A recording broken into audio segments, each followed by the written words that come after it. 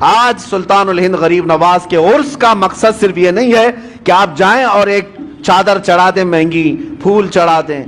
اس غریب نواز کو ہماری چادروں کی کوئی ضرورت ہی نہیں.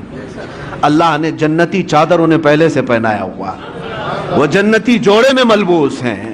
ہاں یہ اور بات ہے کہ ہم عظمت شان کے لیے چادر پیش کرتے ہیں، ان کی شان و شوکت اور ان کی رفعت کے لیے پیش کرتے ہیں، یہ اور بات ہے، میں اس کا منکر نہیں ہوں. لیکن اگر تم یہ سمجھتے ہو کہ چادر پیش کرنے کے بعد ہی میری ذمہ داری ختم ہو گئی، یہ تمہاری خام خیالی ہے. اصل مسئلہ ان کے دربار میں چادر پیش کرنے کا نہیں، اصل مسئلہ یہ ہے جاؤ تو اپنا دل ان کے قدموں میں رکھ کر کے آ جاؤ اور عرض کرو کہ اب میں زندگی اپنی مرضی سے نہیں، آپ کے اشاروں سے جینا چاہتا ہوں.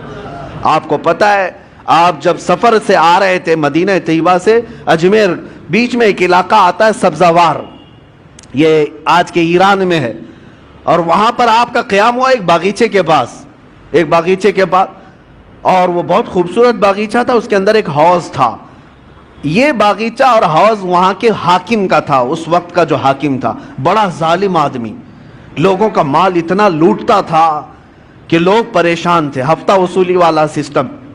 اور پھر اس کا ایسا ظلم تھا کہ کوئی باغیچے میں اجنبی نہ آئے. اتفاق ایسا کہ سرکار غریب نواز وہیں پر قیام کیے اور آپ کی نماز کا وقت آیا تو اس حوض سے آپ وضو کرنے چلے گئے. تو وہاں پر جو پہرے دار تھے انہوں نے کہا، منع کیا کہ یہ حاکم سبزوار کا ہے، آپ مت آئیے، اگر اس کی نظر پڑ گئی تو بہت سختیاں کرے گا. حضرت سرکار غریب نواز نے فرمایا میں عبادت اللہ کی کر رہا ہوں اور اللہ میرے ساتھ ہے. بس آپ نے وضو فرمایا، ابھی وضو کر ہی رہے تھے کہ وہ حاکم باغیچے میں داخل ہو گیا.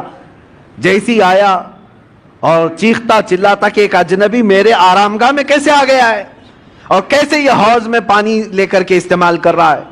سرکار غریب نواز نے اس کی طرف کوئی توجہ نہ فرمائی، کوئی توجہ نہیں. وہ دندناتا ہوا قریب آیا، آپ نے پورا وضو فرمایا.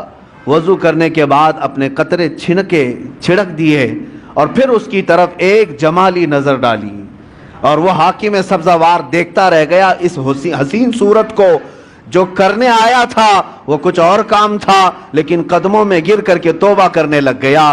کہا کہ آپ جس وقت یہاں آئے مجھے پتا نہیں تھا، لیکن اب جس وقت آپ میرے دل میں آئے ہیں عزم کرتا ہوں کہ زندگی بھر مجھے اپنے دامن سے دور نہ کریں. میرے عزیزو، سلطان الہند کے پاس آئے، لیکن حاکم سبزوار جو تھا غریب نواز کے قدموں میں گر کر معافی مانگا، توبہ کیا.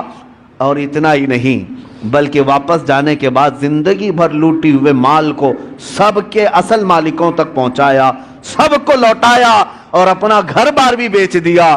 تب سرکار غریب نواز کے پاس آیا، کوئی نظر و نیاز لے کر کے نہیں، کوئی تحفہ تحائف لے کر کے نہیں، بلکہ آیا اور کہا اب آپ کا یہ غلام سب دے کر کے آیا ہے، سوائے دل کے اب کچھ نہیں رہ گیا، وہ میں آپ کے پاس لے آیا ہوں. سلطان الہند غریب نواز نے قبول فرمایا، بیعت ارادت میں ہی نہیں بلکہ اپنے عظیم خلفاء میں اس کو شامل فرمایا، خلافت عطا کی. بعد میں تاریخ میں موجود ہے سبزوار کے اللہ تبارک و تعالیٰ نے سبزوار کے ان کو قطب بنایا، اپنے وقت کے قطب تھے.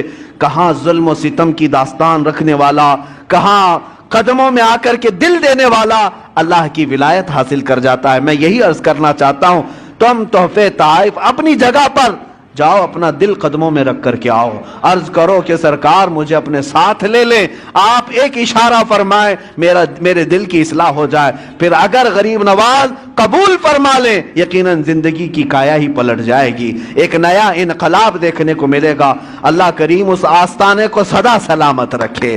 اجمیر معلیٰ کے فیوز و برکات اللہ تعالی ہماری نسلوں کو صبح قیامت تک عطا فرمائے.